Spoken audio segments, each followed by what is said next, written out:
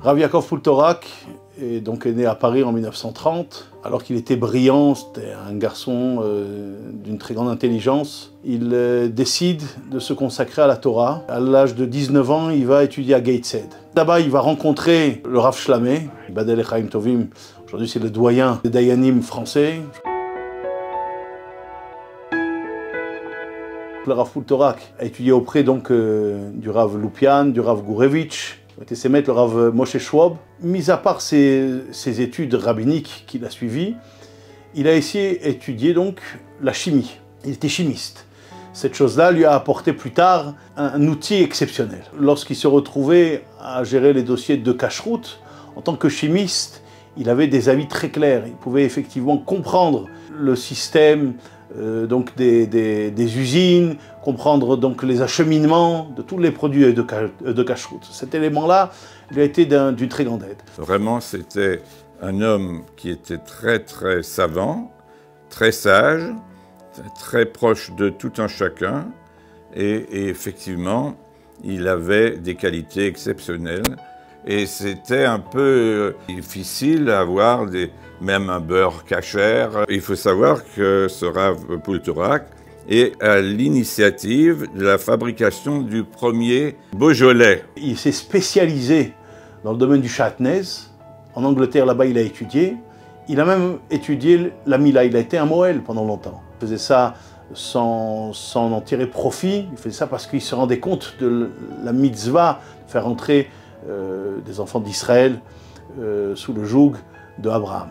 À la demande de ses maîtres, il va créer une yeshiva qui a été une yeshiva universitaire, c'est-à-dire de beaucoup de jeunes qui sont venus étudier. C'était la période où il s'est trouvé au Maroc, à Tanger. Cette période-là, elle a été un moment assez exceptionnel. Savoir qu'une équipe de rabbanim ont pu éduquer toute une génération de jeunes qui, plus tard, sont devenus des médecins, des avocats, des gens qui ont gardé la pratique des mitzvot dans tous les détails. Ces années-là où ils se retrouvaient là-bas à Tanger, ça a lié un lien tellement fort que tous ces anciens élèves, après des années, quand le Rav s'est retrouvé habiter à Yerushalayim, sont venus le voir. Il fallait voir le visage du Rav, il fallait voir cette émotion quand il a vu Elu Gidulim chez Gidalti. Voici donc les prémices, voici ceux qui sont passés par la yeshiva et qui ont grandi dans Torah et dans Mitzvot. Puis après, le Rav est passé à Strasbourg. Là-bas, il a fait le chimouche.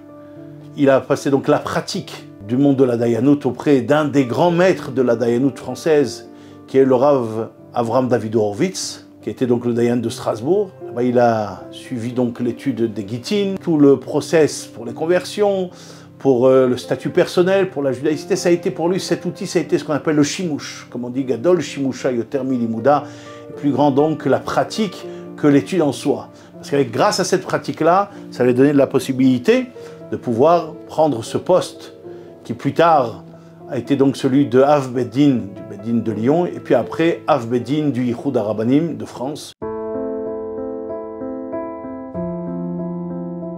Il prenait les choses sur lui lorsqu'une personne venait et pleurait devant nous au Beddin en disant « Voilà, je suis en souffrance pour X raisons », le Rav pleurait avec lui. En tout cas, le Rav a été Chad Vedara unique dans sa génération, que les choses, il avait pas peur. C'était quelqu'un qui savait taper sur la table, c'était quelqu'un qui savait dire les choses, c'était quelqu'un qui n'avait pas peur de dire les choses, mais en même temps, avec beaucoup d'amour. Quand il devait taper à la porte, que ce soit d'une personnalité rabbinique, ou que ce soit une personnalité du gouvernement, il allait. Il n'allait pas tourner à attendre de recevoir un rendez-vous. Il tapait à la porte directement, il se présentait, et avec son sourire, avec sa gentillesse, la personne qui se trouvait en face de lui ne pouvait dire que oui.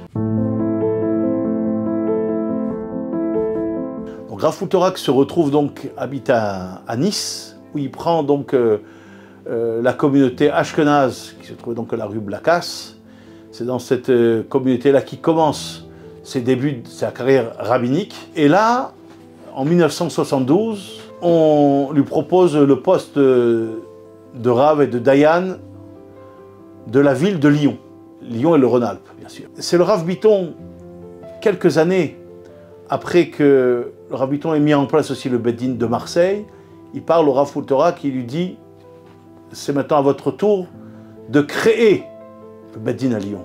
Le Rav Poultera, il a dit « Bon, maintenant, on va faire un tribunal rabbinique régional » et il était toujours apprécié dans tous les domaines, au niveau de l'aumônerie militaire, qu'il a vraiment fait beaucoup de visites dans l'armée, et c'était également lui-même qui a été pendant quelques années le directeur de l'école juive, et c'est déjà pas mal de choses.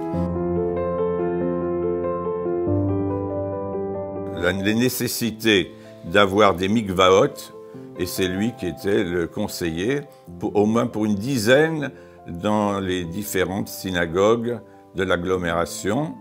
Et c'est effectivement, il était aussi intéressé par la création des cours de judaïsme pour les enfants, pour les adultes. Il était toujours présent, toujours là, et c'était donc un travail énorme. Nous avons une personnalité qui a eu cette chance de pouvoir réunir toutes les synagogues. Il a été pour nous une richesse extraordinaire, et les gens un peu plus intelligents, ils voyaient que lui ne cherchait pas les honneurs, mais il était au service d'Akadosh Baruch Hu. Il était, on pourrait dire, un père fondateur et qui travaillait le Shem Shamaim.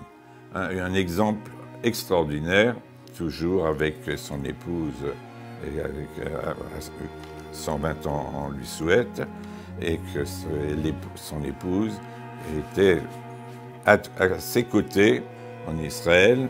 Eh bien, beaucoup des Lyonnais venaient le voir et demander des recettes dans tous les domaines.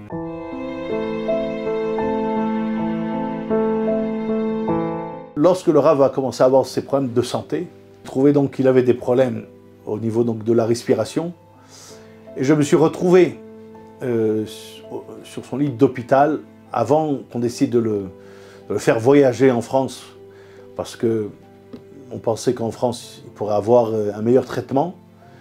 Il était avec ses machines et je suis venu le voir pour lui demander s'il pouvait signer sur une décision d'un problème très grave d'une jeune fille qui était en attente depuis longtemps de pouvoir se marier, et il y avait un problème compliqué de mamzerut.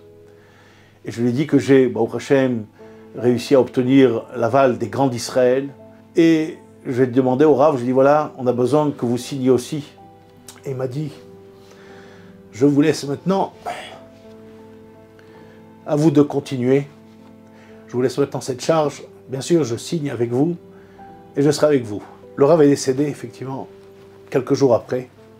Il est venu en Eretz Israël. Et c'est là qu'en Eretz Israël, le jour donc de Rosh Chodesh, le premier jour donc du mois de Av, qui est le jour du décès de Aaron HaKohen. On a pu voir effectivement, comme on dit, Narutz Trilatan Vesofan Mitrilatan, son amour qu'il a donné depuis ses débuts jusqu'à la continuité qu'il a pu, qu'il nous a aujourd'hui transmis. Et tous ces enseignements, on les a vus par le Rav Poultera. On ne l'a pas oublié pour les plus anciens. Et puis, beaucoup de personnes étaient très attachées à lui. Et puis, il a été apprécié par tout un chacun dans le monde juif, dans le monde non juif. Il était une personne qui était vraiment un exemple et que nous n'oublierons jamais.